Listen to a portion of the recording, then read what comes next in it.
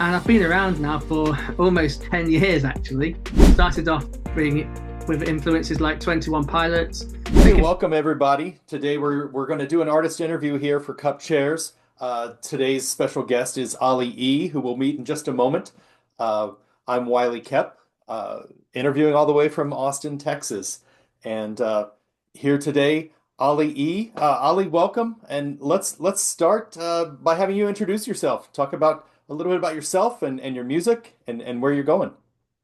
Thank you. Nice to meet you. So yeah, I'm Olly E. I'm an alternative rock solo artist from Loughborough, Leicestershire, in the East Midlands of England, that is. Yeah, and I create alternative rock, sort of bordering sometimes a bit more lately towards a heavier sound and more towards heavy metal type genres, new metal, that type of stuff. And I've been around now for almost 10 years actually, before my first EP was released in 2016. So it's been here quite a while nowadays. That's great. That's great. Enjoying the journey. Yeah, so I was reading a little bit about you. You started off really just as an individual, but more recently have assembled a full band. I saw a post about looking for a vocalist. What's the status of the group right now? Yeah, definitely. Well, I've been rehearsing with my backing band, which is consisted of a bass player, another rhythm guitarist, and a drummer. I play guitar and sing. And yeah, we're just at a point now where we're just ready to get out there gigging, really. Need to find some local shows and just start getting out there and promoting Olly E again in a band format as opposed to being a solo artist. Great, great. In terms of in terms of looking for guest vocalists, I'm also wanting to do that nowadays, collaborate with other artists and stuff, especially mainly on the vocals, to just really sort of maybe harness their audience and then my audience can see another artist's audience and just sort of to share musicality of it and yeah, get that going. Yeah. Are you actively holding auditions or just kind of talking to people right now, trying to find the best fit? What I like to do is find a band that I like the sound of and then maybe get their singer in to record on a track which isn't too out of their genre, sort of similar genres really. Because as an artist, I've gone through different phases of Olly E. I sort of leaned more towards pop songs and then nowadays, more recently, more towards new metal and heavy rock type genres. So it's about finding the right artist, which is going to be a good fit for the song. Are you specifically looking locally? I guess you want to gig, but you don't Um, necessarily have to have a local vocalist to record. that's it, yeah. For the recording side of things, it doesn't have to be local really, but I do tend to just work with bands that I might know or have known on Instagram, for example, for quite a long time. That's cool.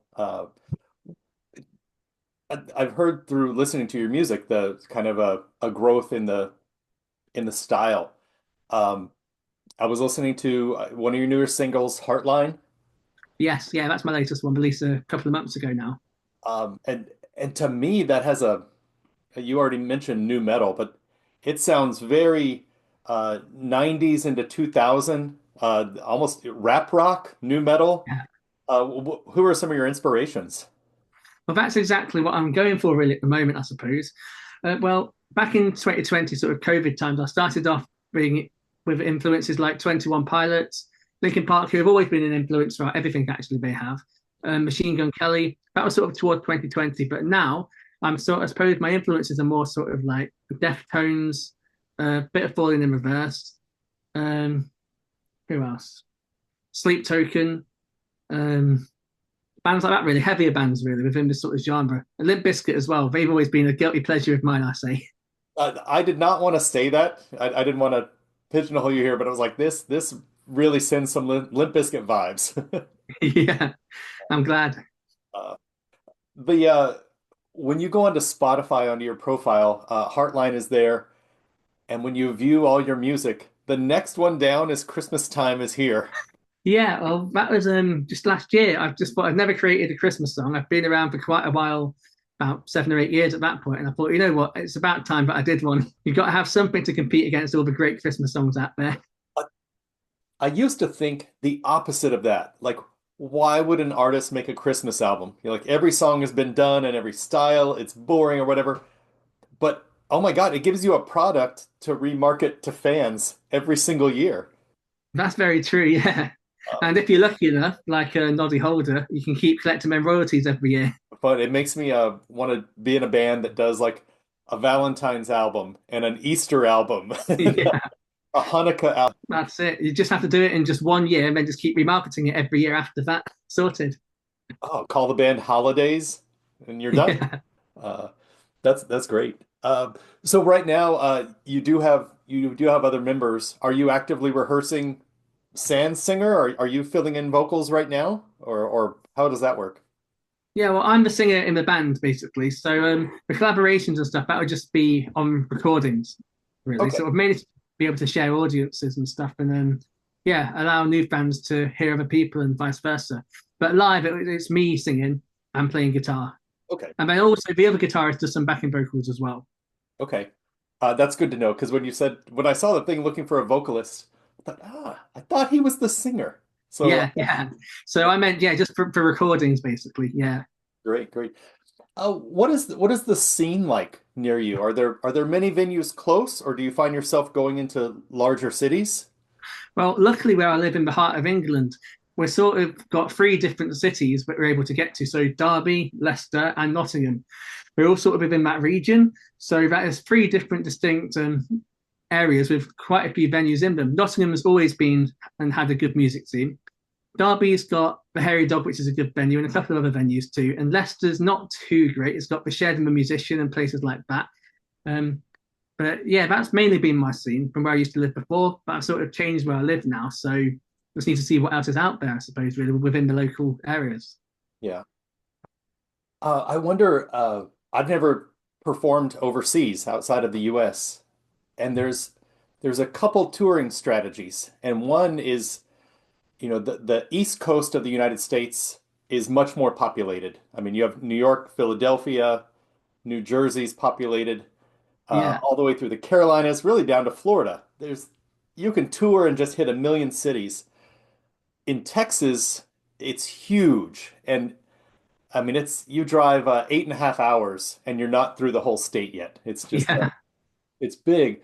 Um, but a hidden gem I found is small towns, like playing a small town of 5,000 people or 10,000 people. Sometimes even though the town is small, you just need a venue with 50 people maybe, and yeah, sometimes a venue with 50 people, you sell 15 albums, but then you go play a big venue with a lot of people and you don't sell as much. Have you yeah. have you seen that same sort of experience? That sort of makes sense, I suppose. Sort of like being a big fish in a small pond, I suppose, as opposed to being the small fish in the big ponds, where you're right, where you don't get many sales when there's lots of people around, but somehow you do when there's only a couple of people. Maybe it's because it's more intimate as well.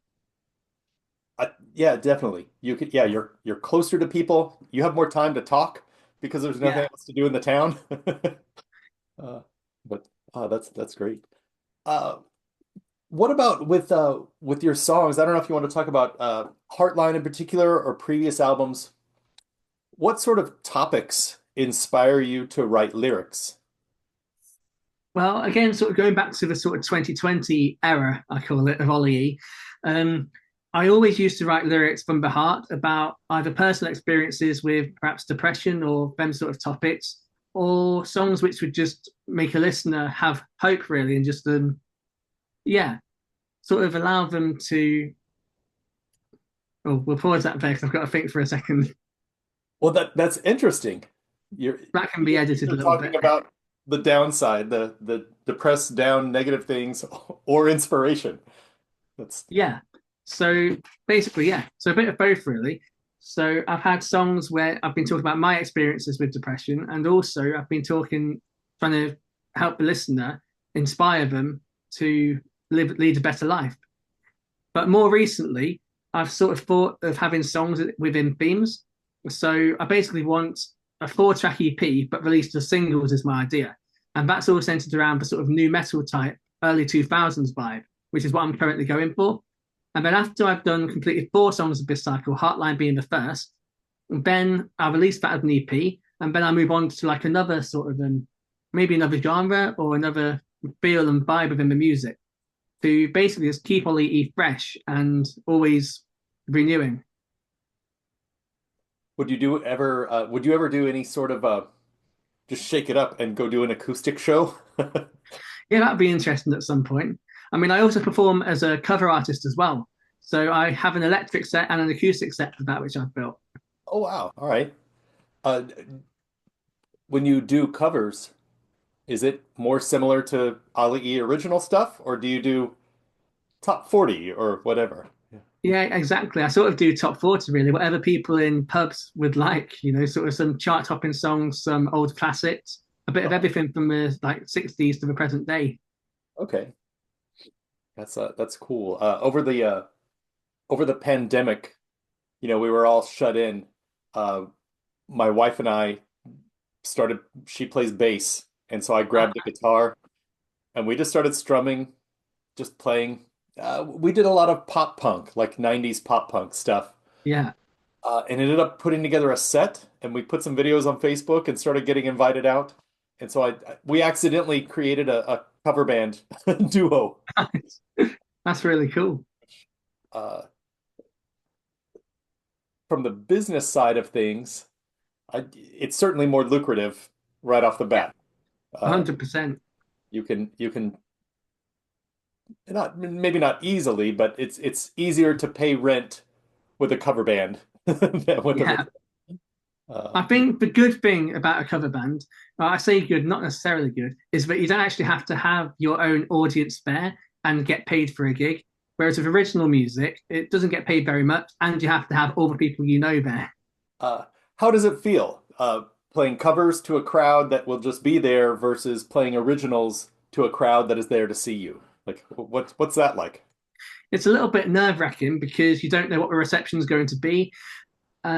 But I also enjoy it. It's like a nerve-wracking but exciting feeling. Whereas if you're playing an original gig and you know the people who are already there, it's nice and it's nice for the people that you know to see you perform and have that connection. But yeah, it's very different doing covers to doing originals. Yeah, yeah. With the lineup that you have now, um, do you expect to give a ballpark of like how many shows you'll be playing in the next 6 months or so? Or are you kind of doing one a month or one a week, or yeah, how's that going as far as the original music goes? I think we'll take it easy to start with. Maybe just have one gig a month. It would just be nice to. I just need to go and contact the promoters and venues in my local area really and see what we can get going. Yeah. But yeah, one gig a month would be nice to begin with, and eventually it would be nice to be able to tour nationally at some point, or at least do weekenders as well, where we can just play a couple of different cities across the country.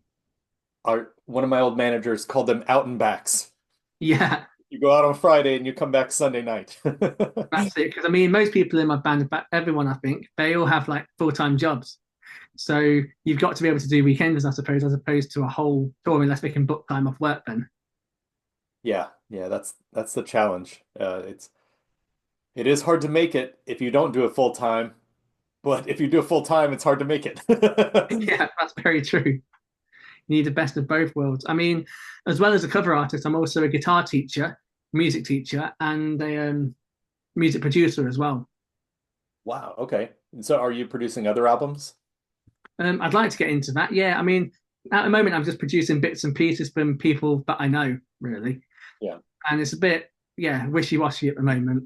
But it would be nice to be able to have a set number of people or clients who come in every month for that. And in terms of guitar teaching, that's going really well. I've got about 15 to 20 students at the minute, and hopefully that list will keep growing. Wow. Wow. Yeah, that's great. That's And all of that helps to supplement Olly E then. absolutely. I don't know if it's the same there, but here, uh, playing in churches is a big gig for the local musician scene here. You'll Yeah, you'll see people rocking out Saturday night, and then they're just in church playing all quiet the next day. yeah. Well, in fact, I think our bass player he plays in church Yeah, yeah, as well. Yeah, so you can rock out and then play in church on a Sunday. yeah. Best of both worlds. Yeah. Those are regular gigs. They're dependable. They usually provide a backline already. They Yeah, usually pay better than clubs, but you do have to wake up early. yeah, that's true. Let's see. I mean, you're just kind of starting a gig once a month here and there. Plans maybe in the next 6 months or year to try to venture outside the country at all? Or do you kind of want to build stronger more locally and let that grow more naturally? That's a good question. I'd love to be able to tour outside the country and to just travel places, but I suppose it just takes a lot of money to be able to do that. What about right now? So you released Hardline, so you have three more singles coming? Yeah, three more that I'd like to as part of the new metal slash early 2000s vibe I've got going. Do you have a schedule for when you'll be releasing those? Are they coming out regularly or just periodically? Sort of periodically, but always want to schedule. Like I'd like to try and release them every 2 to 3 months if I can, but I also don't want to enforce like a strict deadline on me or anything because I usually don't get work done with that way. Uh-huh. But I've definitely I'm working on the next track I've got now, and that's almost done. That's sort of got like a Deftone slash Sleep Token type vibe to it, slash Limp Biscuit again. So should be a little bit different this one. Whether it's releasing a single or a social media post or whatever, I find it awkward when an artist's like, yes, every Monday I'm going to put out a new thing. And then almost certainly after 2 or 3 Mondays, oh, I'm going to have to skip this Monday. And then they come back the following Monday and then there's an apology. Sorry, guys. Like, no, Yeah, no, no. Just, I love the idea of have a general schedule in your head, but life happens. Problems come up. Your hard drive crashes and you lose tracks or whatever it is. Uh, definitely. I think I learned from an early age that rather than saying you're releasing something every Monday, you can keep that in your mind to do. But if it doesn't happen, don't promote saying that really. yeah, yeah. I found keeping your goals internal within the band is more healthy. Yeah, Because yeah, as you work your way, not only might you not hit the timeline for a goal, but your goal may change. You yeah, that example, maybe you get tired of doing music on Mondays. yeah. And life just happens, I suppose, as well. You don't know too much what's coming next all the time. Yeah, yeah. Uh, yeah, very cool. What sort of music you've talked about the genres that you have performed with solo and with a band or whatever. What about artists you go see? Is that the same, or do you are you fans of different artists or similar artists for the most part? It is quite similar. I mean, to be honest, it was a bit more shocking when I was releasing songs in 2020 sort of time, where I'd be sort of having 21 Pilots sort of vibes within my music, but then I'd be into like Slipknot and death metal and black metal and things like that. But nowadays, it's more fitting of my music. For example, I saw Slipknot last month, and then I saw Sleep Token last month. So all the bands I'm pretty much in by the minute, I'm kind of going to see. But I suppose that can also help the artistry as well, watching them, hearing them live, and maybe bringing some of it on board into your own playing. Yeah, yeah. That's great. One of the things I don't know how much time. Oh, I'll just ask you. Do you get to spend much time with your band members outside of practice? Well, interestingly enough, our bass player was originally a family friend. He's in his 60s, I believe. Wow. If you tease with and I get that wrong, I'm sorry. But yeah, so he's been a long time family friend who I then found out played bass. And then I was able to ask if he wanted to play in my band because I knew he was a good bass player.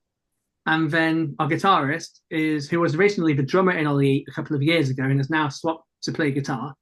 He is just an old friend of mine from college. So the only really sort of new person in the band would be the current drummer now. Wow. Okay. That's I heard Questlove from The Roots, the drummer of The Roots, um, talked in an interview one time about the the the way that The Roots stayed together for a long period of time was gosh, I think he said it was waffles. And he said every Sunday we would meet for waffles for brunch. And he said, it wasn't a hard rule, but they didn't talk about music. Like you just Yeah, go and you talk about your week and your family and a movie you saw or whatever. But I I thought that was really cool that as a band you've got to click musically, But when you're connected and know each other's favorite movies and songs and you have jokes from, 2 weeks ago uh, that didn't come from rehearsal, it Yeah, really helps build camaraderie. definitely. I also think that as well, if you're like a full-time musician, then music isn't a hobby, basically. So you have to have other things as hobbies. Whereas for someone who, say, has a normal working job, they might see music as a hobby. It's like the other way around. Yeah, yeah, that can be tough. Or yeah, that's very interesting. One time, one of the times I was living in New York for a while, Pavarotti was doing, I think, his last big world tour, Oh yeah. and our band was nothing like that. We were a rock band, and we all decided to buy tickets and go see Pavarotti at Madison Square Garden, and it was so interesting because I'm not a fan of opera. I didn't know most of the things he sang, but that voice, like nobody can listen to Pavarotti and say, ah, he's no good. Yeah. It was eye-opening to us all to see somebody really at the top of the game. Like that's the best opera gets, you know. Yeah. Uh, but yeah, it helped build that camaraderie, and we didn't start singing like that and doing that music, but to see anybody perform at the top of their game is kind of fun. Inspiring. Yeah, yeah, inspiring is But it can influence you in other ways as well. Like it not might not be a genre, but you might see things that he does and sort of take it on board. Even it doesn't even have to be vocally. It could be like the guitarist, for example. He could find something in his voice that he could maybe bring just to the table. And I also think that yeah, it's just important to explore other genres and things, and then bring that into your music to create something unique rather than what's been done before. yeah, yep, absolutely.